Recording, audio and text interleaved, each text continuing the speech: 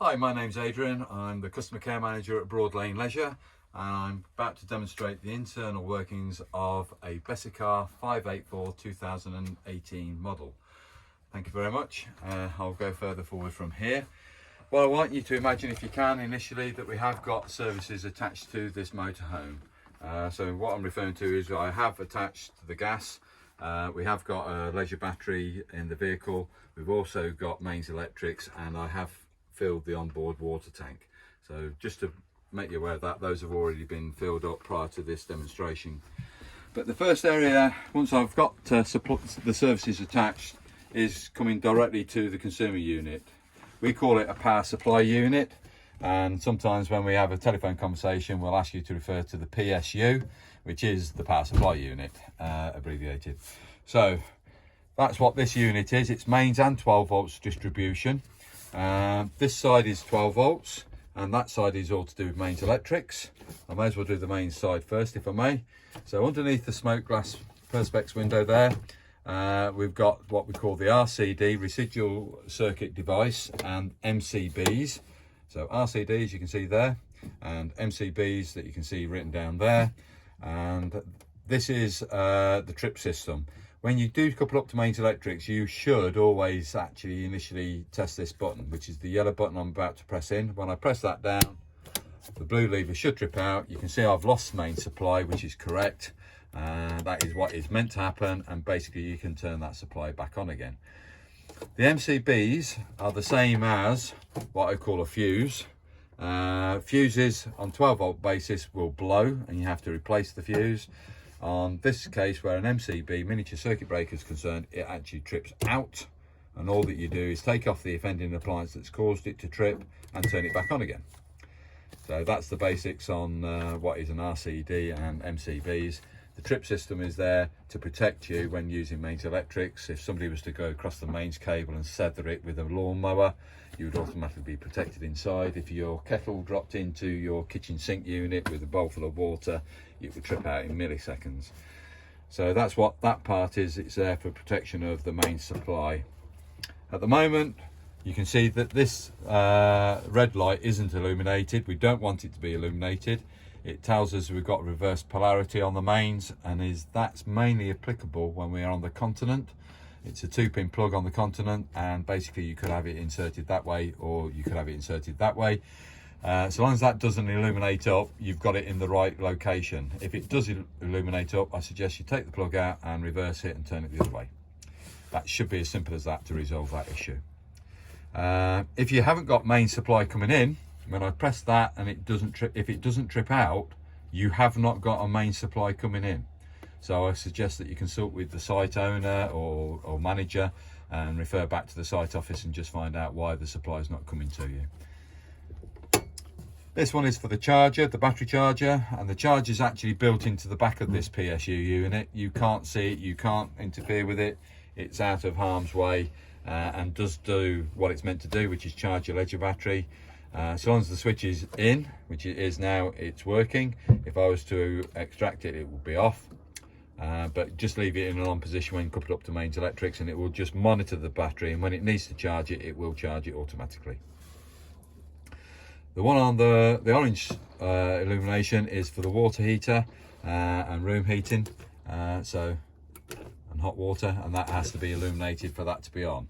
But that doesn't necessarily mean that it's working at this stage. We have got to go to the boiler to make it actually function, or the boiler control, which is above the door. But before I leave this area, let me just explain about the 12 volts. These are all fuses, 12 volt fuses. The biggest one is a 25 amp fuse, as you can see here. The next one beyond it is 7.5, then 10s and 5s, etc., as you go down the line. Providing, the only light I want to see in this area is this very first green light. You can see it illuminated, but if I turn the charger switch off, that light's going to go out, I hope. Yep. Which it has. So that's just a very quick indication that I know that the charger is working, because the green light does come on there when the charger is working. Any other light after that that proceeds down this line here should be a red light, and it's a visual indication that that particular fuse has blown. So if I see a light on the position number 5, 2, 4, 5, that number 5 fuse there, down here. If that's illuminated red, it's telling me that fuse is blown. So I've got a very quick indication as to where the failure is on 12 volts should one of the appliances stop working. Other than that, that should be self-explanatory, I hope, on what fuses are. It's all replicated on these panels here. So this listing down here tells you that 25 amp fuse, white in colour, is for the battery charger, i.e. the green light that was on. And then the 7.5 amp fuses, etc, etc. As we go down the line here, it tells you what it actually does within the motorhome. And these are going back to the MCBs, the miniature circuit breakers on the mains. That number 1 is a 10 amp circuit breaker, it does the sockets. Number 2 is for the heating system. Number 3 is for the fridge, etc, etc. Just refer back to that for information, just should you need to. Okay, so that's the power supply unit. The next area we will come to is actually immediately above the door, but while I've got this bed area exposed, I just want to explain a couple of things. I've got a couple of gas taps down here, a manifold, and basically with the taps as they are, they're open, but as you can see I can turn that to a closed position. That's off, and there's no reason for you to isolate those. I'd leave them live all the time unless you feel you've got a gas leak coming from one of the appliances, in which case yes, you can isolate them. And the 2 taps that are located down here, one is blue, which is telling, I know that's for the refrigerator, a blue one, and the yellow one I believe could be for a barbecue point, which I'm just trying to see what it says down there. It says grill, actually, is what it's saying down here. So these little labels here, the blue is for fridge, and I think it says yellow is for the grill. But I haven't got my glasses on. So you might need to zoom in on that just to confirm that for me. All right, so that's what we've got in there. The other thing, just to show you the bed operation, when we're making a double bed in this area, that arm pulls out. It's a leg to support it when it's in a down location. So let's just do that. Put that to that point there, and you've got exactly the same process on this side of the frame. You don't have to extend it that full. You could have it there, for instance. But that is the central leg just to support this edge when you're actually making a double bed up in this area. So I'm going to put that back in now. I'm sorry it's diverting a little bit, but while it's exposed, it's easy just to demonstrate that to you. And I'm also going to now come to the control panels above the door. Right, so the master on off switch is the one on the right hand side. Then you've got toggle switches to go up and down the different things that it displays down here. And if I want to access into one of those displays, that's what the key is in the center. I'm accessing something on that display board. These are the main switches that I would be using. So this is to turn on the water pump, this is to turn on internal lights, this is to adjust dimmers, and that is for the awning light on the outside of the motorhome. So that's one way you can turn it on, but there's another way you can actually turn on the awning light on the outside as well. Okay, so let's just demonstrate what this does. Let's make it come live for a minute. I'm just going to press one of the buttons. Right, so at the moment I've got water pump on. That would be water pump off. There's water pump on. If I hit that light, hopefully, did I lose some of these lights? Yes, yeah. I lost all my spotlights. So just to reiterate what that does.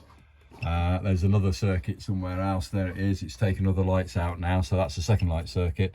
And then this one, I hope, if I'm right, is for the awning light operation, which it is.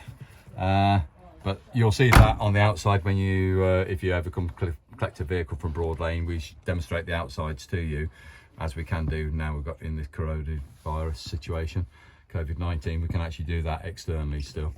But that has now gone out, and therefore that's that light switch gone out. Okay, I'm not going to come to these just yet. I'm going to come more to the switches around the motorhome, in this particular motorhome. So you can see I've got this grab handle area illuminated. It wasn't that one. Let's go for that one then. So it's that switch there. It's a rocker switch. When I release it, it's on, and when I hit it again, it's on. So I'm just now seeing where those lights, that's it. It's the forward, it's the overhead locker lights here and the palmit lights. So the second switch, as you can now see, they're dimming down, and now they're coming live again.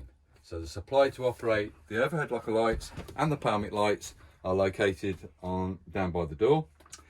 The spotlights that you see working have their own individual switches, and in this area there's 4 of them altogether, 2 on the off side of the vehicle and 2 on the near side, and there's, let's say, 4 of them in total. They are adjustable intensity of the light being emitted, so you can lower that down by scrolling the back nut.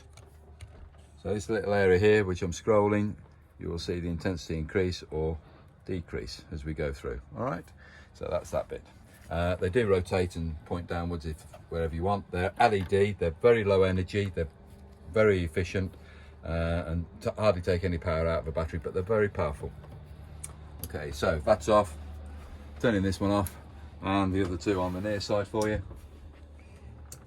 Okay, in the driver's area and passenger side, we have got what I call reading maps lights. They're just little flexible lights that do position and rotate, and they've got individual on-off switches on the back of the map lights, and that's just there.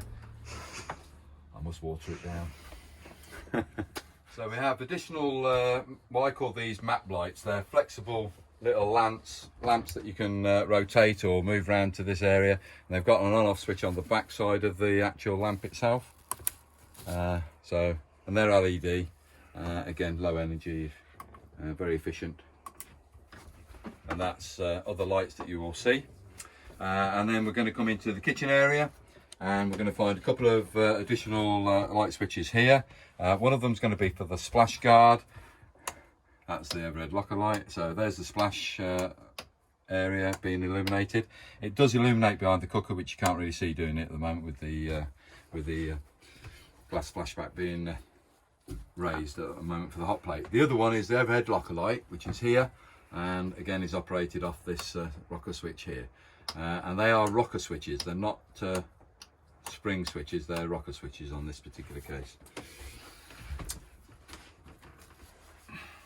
So moving rearwards, just to the side of the off side of the bed, we're going to find another couple of view light switches just here. We're going to have them operate operate that as a rocker switch. There you go. It's going to do the vanity, but it also does the overhead locker lights at the same time.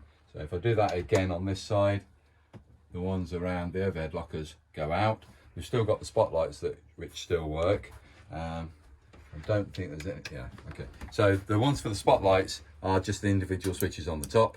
And again, you've got the rotation for intensity of light on that particular one. So I've got the downlighters in the makeup area.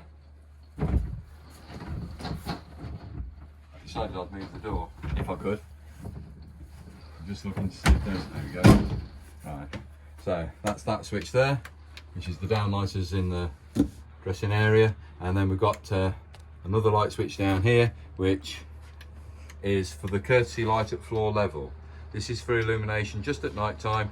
Say you've got to go to the bathroom and you don't want to wake everybody up in the motorhome, just operate that little switch there if you can find it. It just illuminates the floor area so that you've got a walkway that you can come through. The final light switch is actually into the toilet compartment itself, and it turns everything off, and all that you need to do is come to this switch here.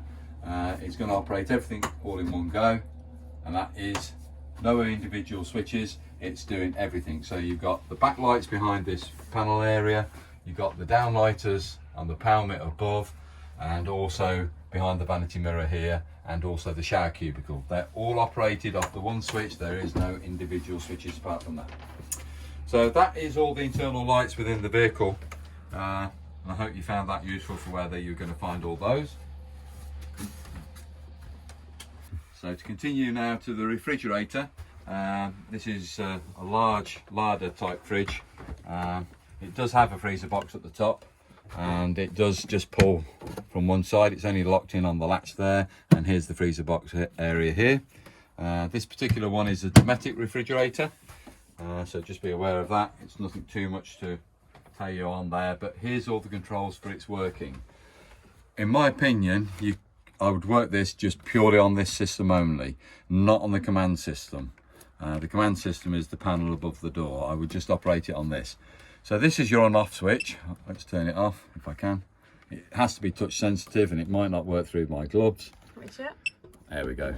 Okay, so that's the refrigerator in an off position. I'm now going to turn it back on again. Hopefully, here we go. Fridge is coming live, and it automatically will go back to the last items it was working from, regardless of whether it's on auto.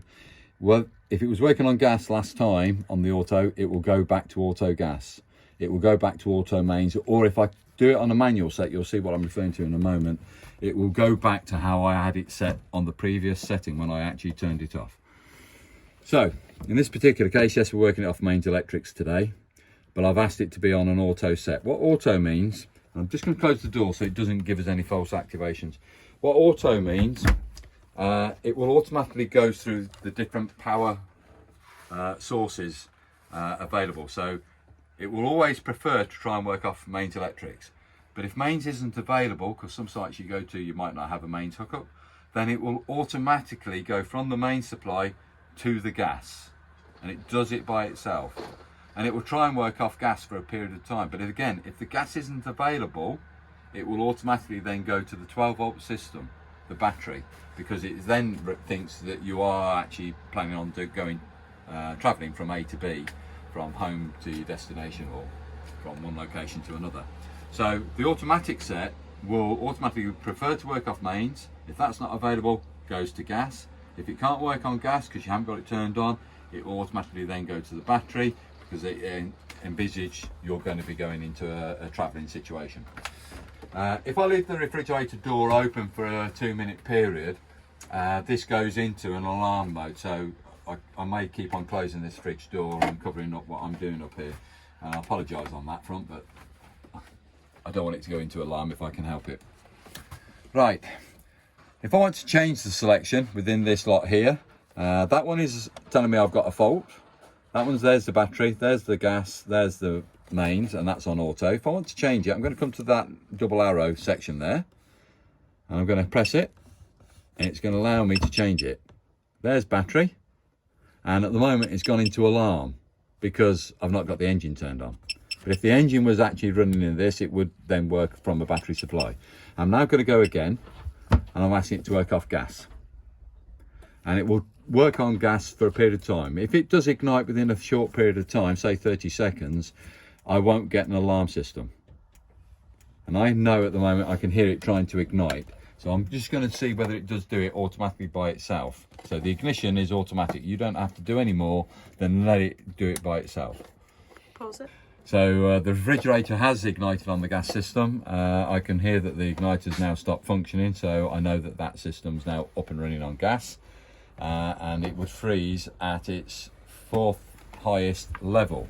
If I want to change the excuse me, the thermostat, I press the thermometer button down here, and you can see it's now gone to 5, or it's now gone down to 1, 2, 3, 4, back up to the highest setting. The higher up the gradient you go, the colder the refrigerator and freezer is going to get. So summer use, you're going to need it on the higher numbers. If you're in the south of France, definitely on the higher numbers.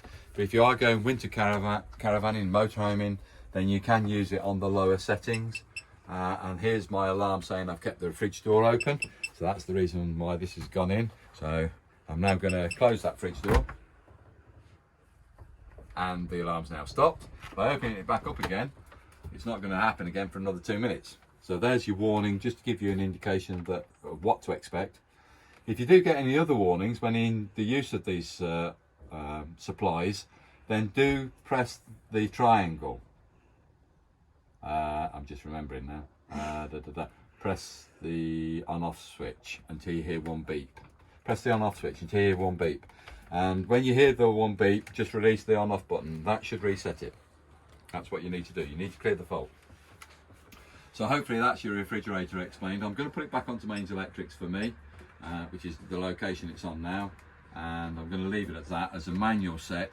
So I haven't got the automatic illuminated now. The light underneath the auto isn't illuminated. I'm manually asking it to work off mains electrics.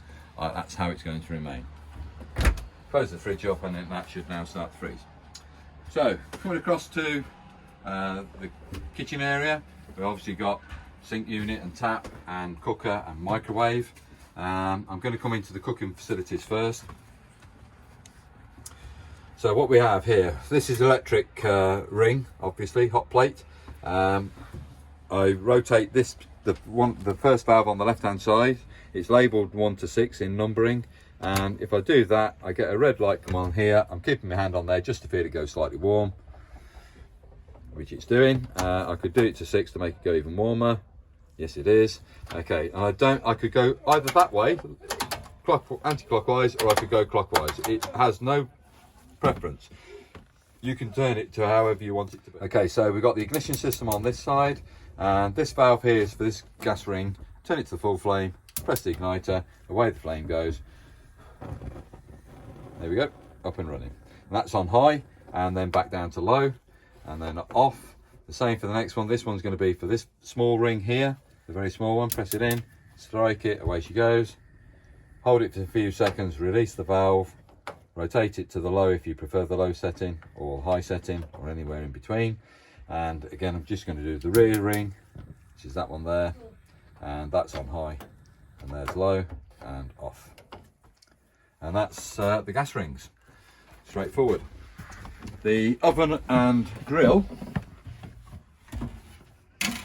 got quite a large wide grill pan provided, and you've got several positions for the grill pan to go into.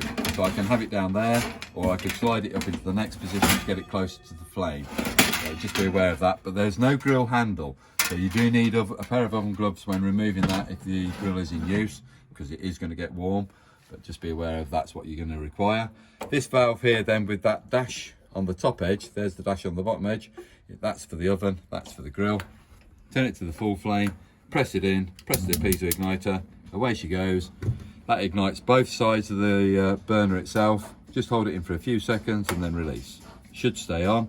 That will warm up and cook toast nicely. And you have got a low setting, that's on a low flame now. And there's your high flame, and there's off. I'll put the grill pan back. Transit preferably to travel right on the base of the grill. Don't have it in a suspended position. There's more chance that it can chip the enamel on the sides.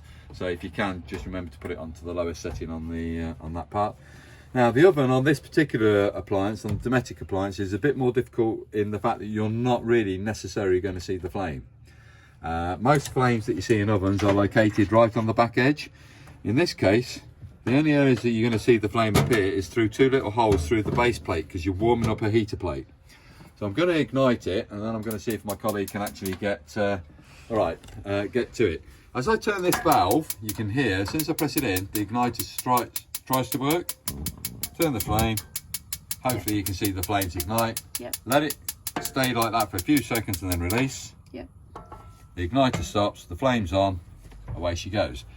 You obviously turn the valve round to its different settings. It's labelled from 1 to 6, and I ask you to refer to the owner's handbook or the appliance handbook, and it will tell you, give you an idea of indication of temperature that it's achievable with those settings. So number 6, I believe it's 220 degrees Fahrenheit, but rather than me saying it for definite, please refer to the handbook, and it will give you the appropriate temperature. When you're ready, heat has to build up into the oven for it to regulate itself, but it is equivalent to a domestic oven. Cooks chips and everything like that. Roast dinners, recommended, chaps. Lovely. On it. And that's the off sandwiches. position there. Below it we've got a pan storage area, and just want to make you aware, because some people have found that this main socket here, plug and socket, can come out in transit, or they're not aware it's there. Somebody puts a saucepan in here and pulls the cable out or something like that. That plug and socket is for this mains ring, the electric ring on the top. So do be aware that that is there. I'm going to plug it in and leave it in, and I know that's still up and running because we've got the red light just to prove that. Okay, so just to point out a few things in this particular locker. This is our draining board and chopping board, which is available. That just goes over the top of the sink, like so, and then we can have that for chopping vegetables on, and then that is your draining board, which you'd obviously use for when you're doing the washing up. And that just locates back something similar to that, and it does go into, I'm going to remove these brackets, Mr. Rose, which are yours. It does go into a little storage area there, so it's a case of just getting it into the right location and put it back where you want it to be. It probably goes in better that way. There you go. That's the correct location for it. Underneath that shelf, a little cutlery drawer, just pulls forward, and underneath that again we've got the boiler. This is the combi boiler that serves both the hot water and the central heating within this motorhome. And just located right down on the front face down here is a yellow drain down valve. I don't know if I can just get you to locate that one for me. The yellow drain down valve. At the moment it's in a horizontal position, which means it's actually serving the motorhome system. If I raise it, you've heard the water start to disperse underneath the motorhome. I've just closed it back down into a horizontal position. So that is the drain down for the boiler. Just be aware of where that location is. I recommend that you do that if it's going to be in any long-term situation where you're not using the motorhome. Do bleed the boiler. Personally, I bleed my boiler every time I leave site. The reason for that is it's got 2 gallons of water, or 10 litres of water inside that tank. That's 20 pounds in weight approximately, just excess weight. So for me, and to stop anything from like stagnant water taking place, I actually empty my boiler every time I leave site.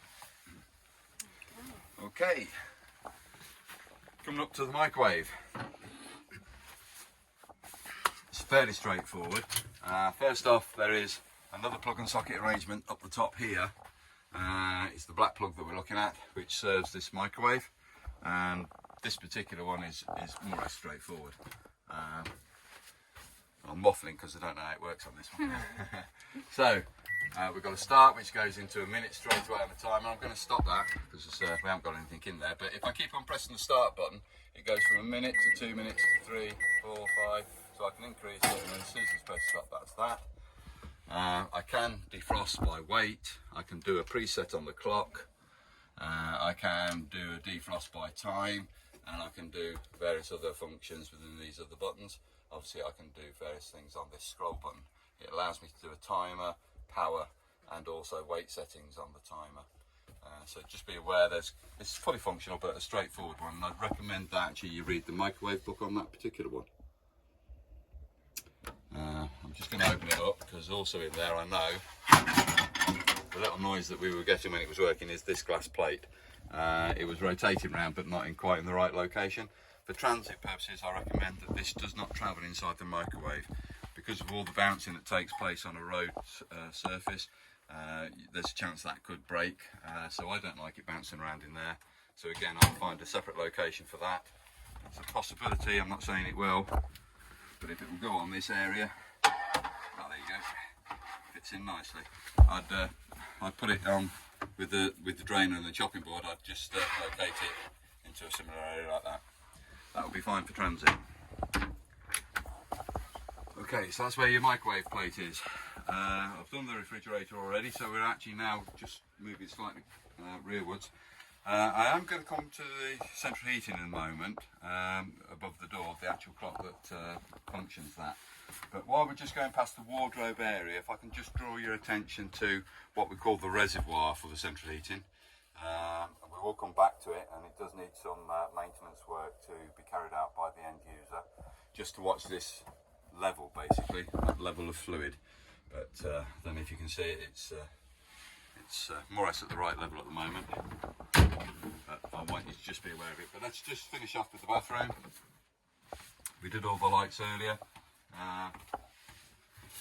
You'll be pleased to hear I'm not going to demonstrate the shower for you, and I also won't demonstrate the toilet in how to use it, but I will actually do the flush mechanisms for you. But if I come into the shower cubicle, a couple of things that we need to be aware of. First off, there's a travel latch on the shower screen. The screen just will not come across. To release it, there's two things we've got to do. There's a strap down here on a press stud. So just release that. I'm not bothered which way you do it. It's just releasing at the press stud. But that also says here should be the travel latch, which stops that from travelling. You've got to pull that peg back out, which I've done. Then it allows it to move in the track, and that's the sealed door. Hopefully you can still hear me. We can. And that's it back like so. Pull put that catch back in location for when in transit. That's one of them, but this particular client, I think, for some reason they've added the second one. That's not normally there, that strap. Right. The shower. It's an Eco Camel shower head. It's very good. I've got one of these in my own particular caravan. It has got an on-off switch at the bottom here, which stops the flow. So what you're actually doing, the mixer valve is on this pedestal. So this is the mixer tap. That will be the hot position. This will be the cold position. Do have the shower head pointed away from you when you start to use the shower. The water when it comes out is extremely hot. So just be aware of that. Have that shower head pointed away from you. Get the desired temperature by using the mixer on the panel there. And once you've got the right temperature, by all means, then bring it up into the rise and fall shower rail. But the reason why I was showing you the camel head is because there's a series of holes just around the middle perimeter. What will happen when you turn the shower mixer off, or you cut it off here on the on-off button here, water will just dispense out of those areas there, those holes. It's just to prevent frost damage on the shower head. So just be aware of it. It is a thing that's meant to happen. It's not broken, it's not fractured, but you'll appear a series of water just dribbling out those holes there. The on-off button is so that you don't have to keep on changing the mixer tap. If you're a person that likes to preserve water, a little bit conscious of being environmentally friendly, instead of having to keep on changing the mixer tap, what you can do is just turn the flow off. Lather yourself up or shampoo your hair and then turn the flow back on again. What you haven't done is altered the temperature setting, albeit just be aware that the water in that pipe will go cold. So initially you're going to get a very brief second of cold water here, so just to let you know in advance, that's what happens. So over to the vanity basin area, just to show you that you have got running water through here. This is the cold position for the mixer tap. That is going to be the hot position. So raise it, running water through, nice steady flow, bring it through to the hot. Just be aware that it can splutter because that's quite a large pressure there, so just be aware that it can shoot a little bit of water over. Once you've got running water there, that's absolutely fine and the boiler can be ignited, but I'll come back to that when I come through the boiler just to do that operation. While I'm in this area, I may as well do these windows. This is the lever latches have got buttons on. This is the reason why we can't, in this particular case, use the gentleman's additional brackets that he purchased, because they won't slide over the lever latch or that button there. But to rotate them, you have to press the buttons in. They're a security latch. And when you push the window out, you've got to be very quiet to hear a couple of clicks coming off the stays. I don't know if you heard it, that was one click there. I'll do it again, I'll move it out to another position. There it is there, and then just release it in that position. If I want to close the window, just raise it up slightly, and then it comes back down off the latch. So there, release, it stays. Once I close it, it's that there. So there's no tightening up with the thumb screws or anything like that. It is just a case of pushing the window out, hear the latch, release it. There it is there. And then if you put it into that position there, because the lever latches do lock, they're a little bit more secure than some others, but do be aware people can get their fingers underneath, and if they was to wrench the window outwards, then it would actually probably break the latches, and people can break into the vehicle. But in that position, it's sitting really flush against the back wall.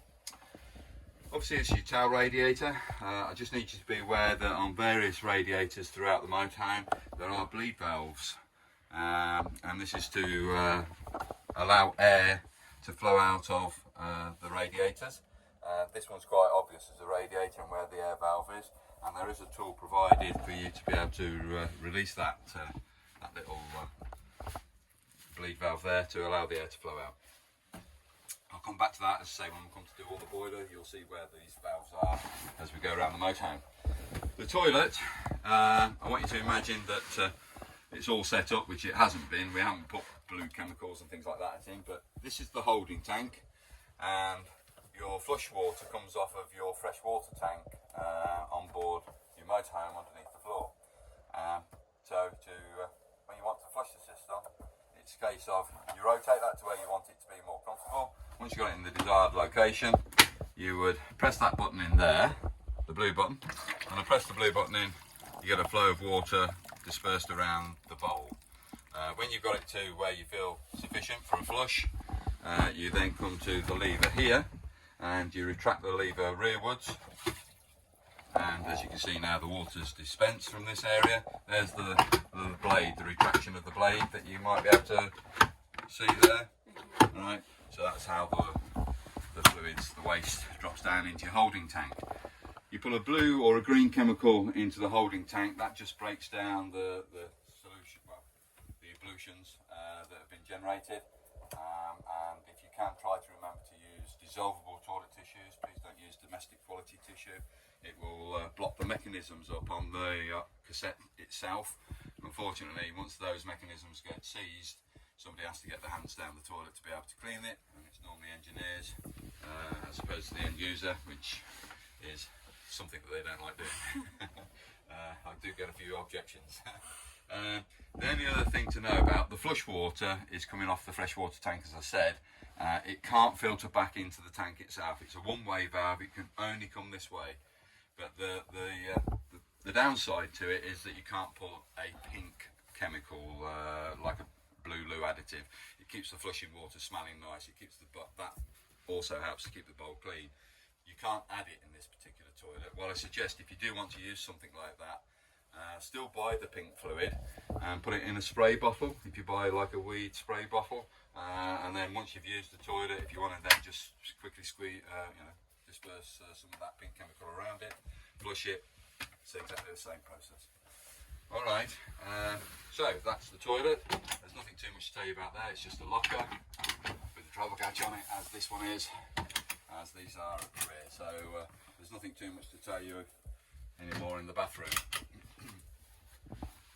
So let's come to the boiler itself. When I say the boiler, the actual operation of the Audi heating system. You can actually use several methods to actually get the boiler to work. I'm going to use the one that's actually supplied by Audi themselves. This is the Audi's manufacturer's own control panel, but you can control it on command. You can also control it with a Bluetooth via something like an iPhone or an Android phone, but I do find that can be a little bit temperamental depending on Bluetooth connections and things like that. So I prefer to just show you this method. If you can work it on this method, that will be replicated on the command panel. Why you'd need, in my opinion, the operation of both is beyond me, but anyway, it's there. And then you could also use your mobile phone if you want to. Right, that is the on-off button. And at the moment I've just turned the boiler off, so I've got a dark screen. When I turn it back on again, it will come to tell you that it's an Audi system. It's a Compact 3020. It's made by a company in Sweden, and it comes to what I call the standby menu. On that standby menu we've got a house symbol with a thermostat in it, and it's saying that the internal temperature right now is 22 degrees centigrade internally inside this motorhome. And I have to say it is quite warm in regards to me wearing this little I've also got a mains plug symbol located in the top right hand corner. That is also telling me that I know on the consumer unit I've pressed the orange button in. If you can recall back to the PSU when we pressed the orange button in, that is bringing power supply up to this for you. So I can see that the mains is actually operative. I don't have to use it on mains, but I can use it with mains. The next one I'm going to come to, because this is just a standby menu, I'm going to come to the menu itself.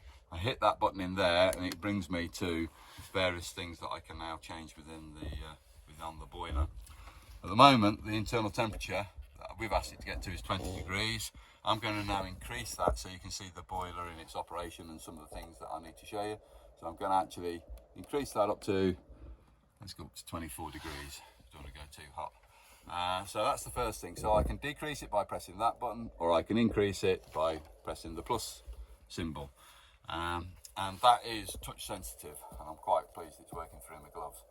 The next one down is a little bit confusing because it's got a shower symbol. So a lot of people think it's associated to water or running water. It's not. It's the centre bit I'm more interested in. This little triangle, and hopefully you can see that that triangle is half blacked out and half clear.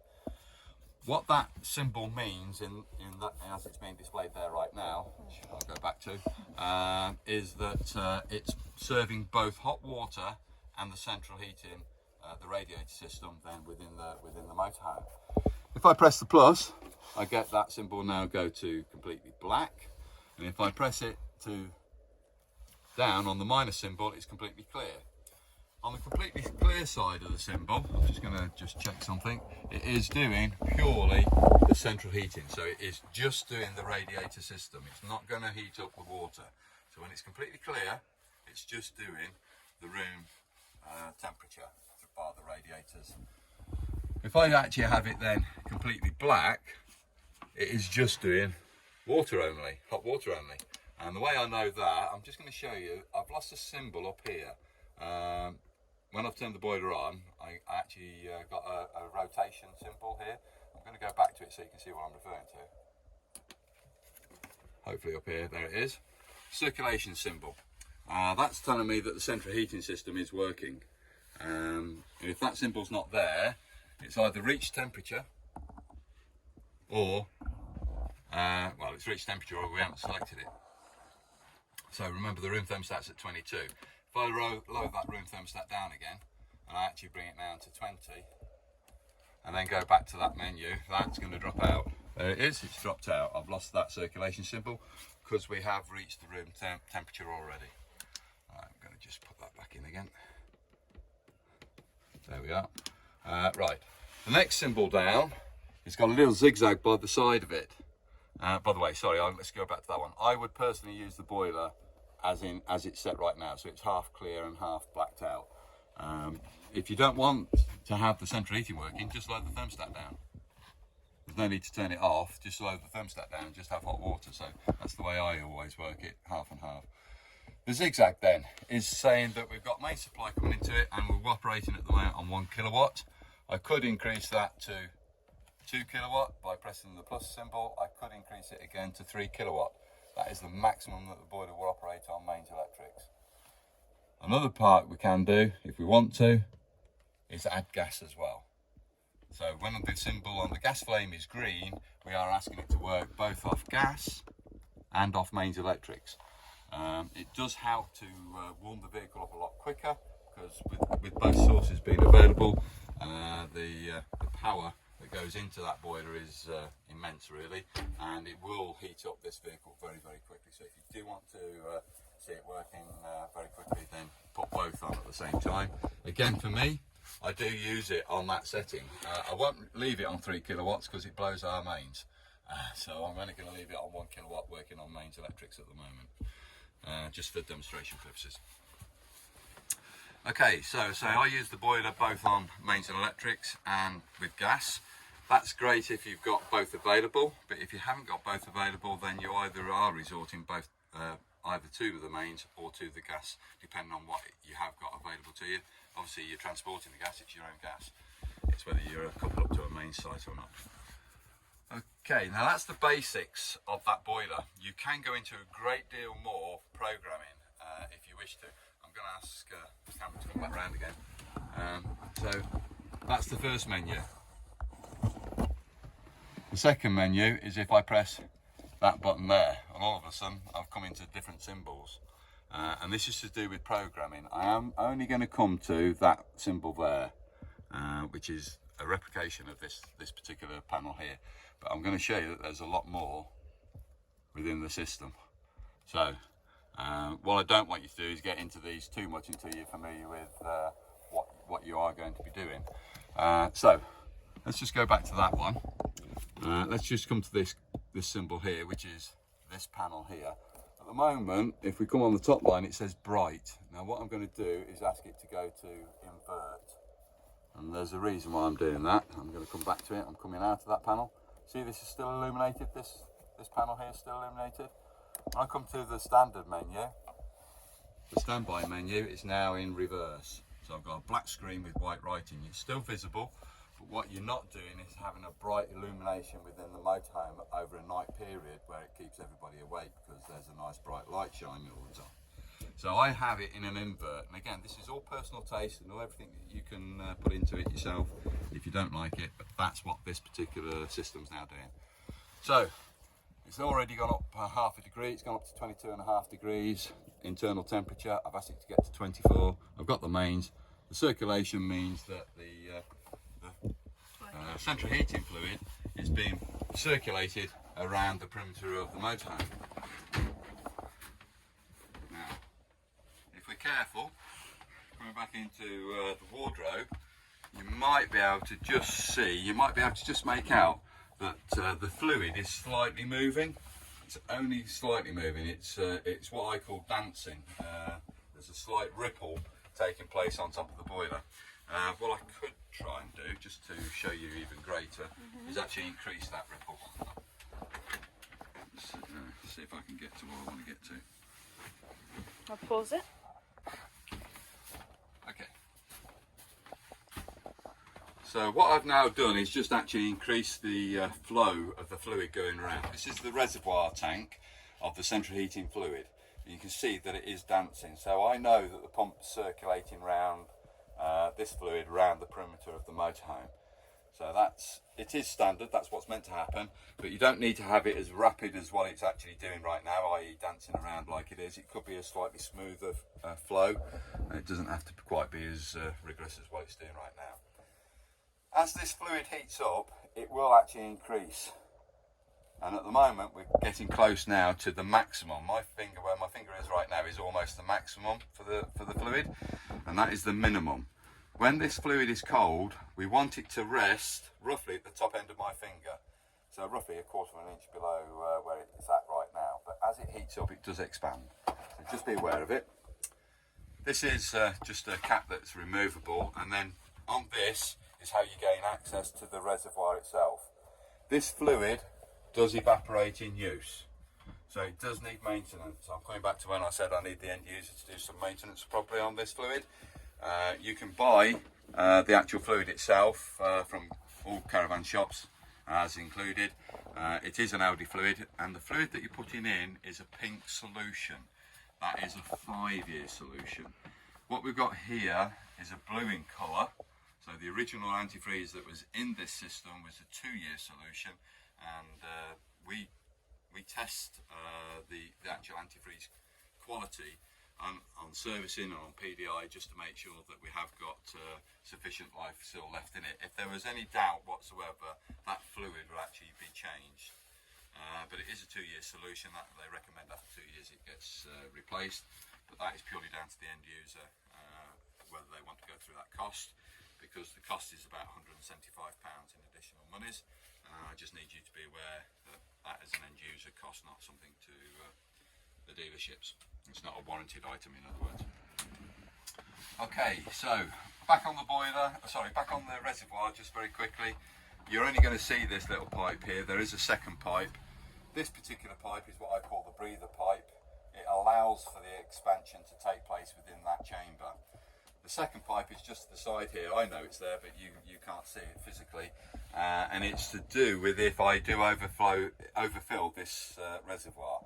If I was to fill it up to maximum, and when it heats up, it then expands, any antifreeze solution, instead of it just oozing out into the wardrobe, it actually drops underneath the floor of the motorhome. It's piped to the outside floor area of your motorhome.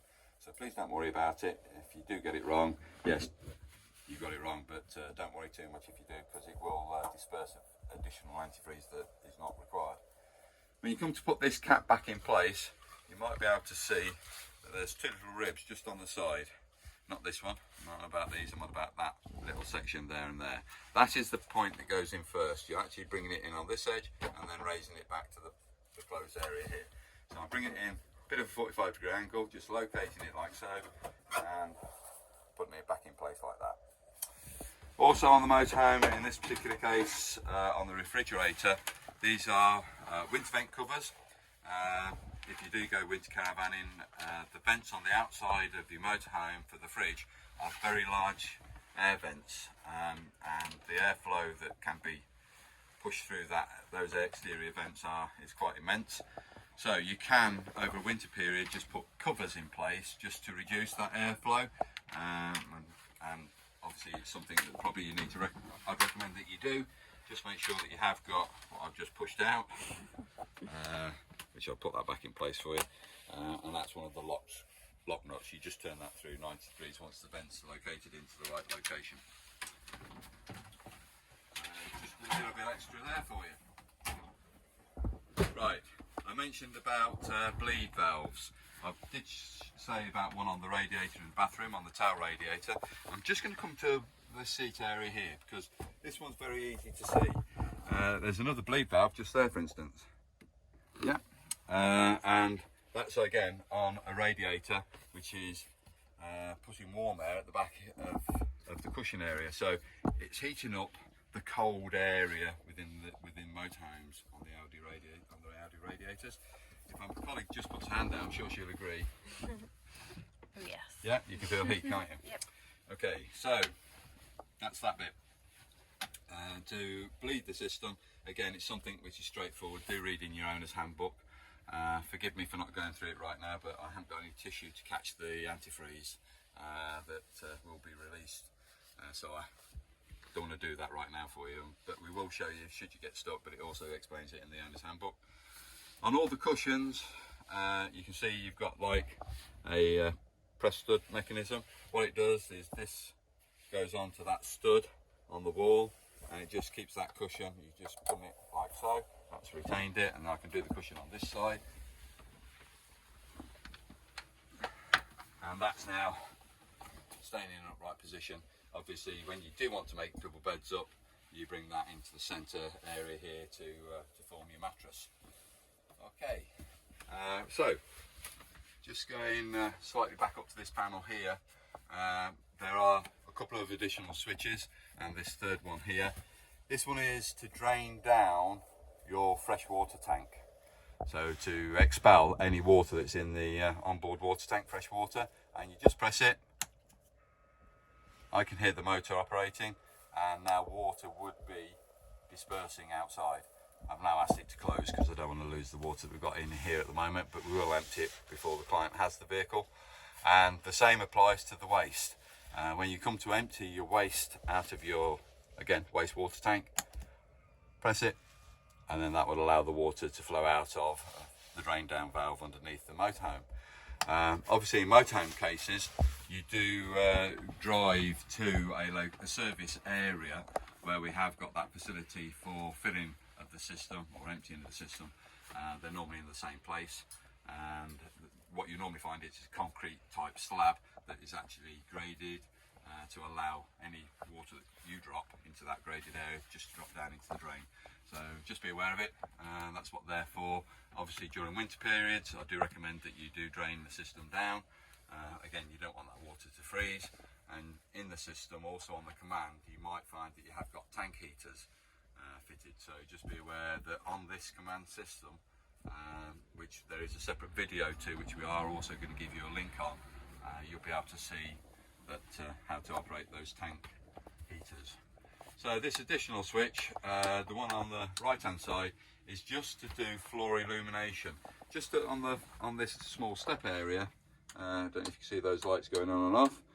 So it's just to do evening illumination. So if you're using this double bed area and you want to go, unfortunately, to use the bathroom, you've had a few beers, just operate that switch there, and that will just illuminate the floor area rather than putting everything on within the motorhome and everybody saying, yeah, use the outside toilet. Okay, so hopefully that explains this motorhome very quickly. I have got a couple of additional bits of equipment behind my head here. One is the smoke detector. That's how you do a test on it. I'm going to remove the battery very quickly because I hate it when it goes like that.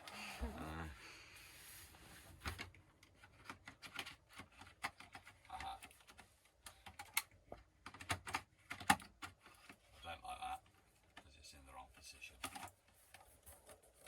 we go, and that's in the right location now. The carbon monoxide detector is an item which is a 5-year product. It is designed to work for 5 years, and then after 5 years it is a replacement. You cannot replace the battery in it. It is something you keep for 5 years, and is something, again, a cost to the end user that they have to replace it. They can go faulty. It will give an audible sound. If it gives the audible sound, do be worried, because it could be saying that carbon monoxide fumes are being generated. The only thing that gives carbon monoxide fumes in your motorhome is going to be your cooker facility. Everything else, like your refrigerator, does produce carbon monoxide, as your combi boiler does produce carbon monoxide. They are vented to outside walls. They are what we call room sealed appliances. These are safe to be used on gas all the time, but they are vented to an outside wall. Just be aware that that is happening, but it's not bringing the carbon monoxide in here. But you can get it generated off the cooker, but also the manufacturer has to build in fixed ventilation within any motorhome to allow sufficient airflow that if that was working flat out on full gas operation, it cannot produce enough carbon monoxide to be at a dangerous level. So we've got the windows. I didn't do the blinds, sorry, I didn't do the blinds when I was in the rear area there. I forgot to do that, but these window stays are exactly the same as what we had on the bathroom window. What I recommend probably on this is that you pull the fly screen down to grab that catch there. So the fly screen's fully down, and then you raise the concertina night blind up like so. You sometimes find it more difficult to try and bring the blind to get that catch to locate properly. I mean, I was quite successful. What I would do is bring the blind down, it's easier, push it down, raise it back up again. So that's that part of it. Just be aware that the manufacturers do okay, so there's no actual symbols on this particular window, but in the owner's handbook it will state that in very strong sunlight, I'm on about you're in the south of France hypothetical, and we've got very strong sunlight outside, then on the back of these blinds they've got silver foil which reflects any heat that's being generated here, and it reflects it against that perspex, that panel there. And if that panel gets heated by quite a colossal amount of heat, it will distort. That is not covered under a warranty period either, so just be aware of it. What the manufacturers recommend in very strong sunlight, they don't mind it providing you have some sort of ventilation taking place at the top. So I'm recommending that if it is in strong sunlight, that you're using these blinds to try and keep the motorhome cooler, to reflect any sunlight coming in. Then yes, by all means use the blinds, but have a ventilated area above as so demonstrated. If you don't do that and put the blind completely up, it can distort. So I'd just like to thank you for spending the time with me on this motorhome, the Bessacarr. I hope you find everything to your satisfaction. We are available at the end of the phone. We are a business that's open 7 days a week, and I'd just like to say thanks very much for listening to me on this video. Thank you.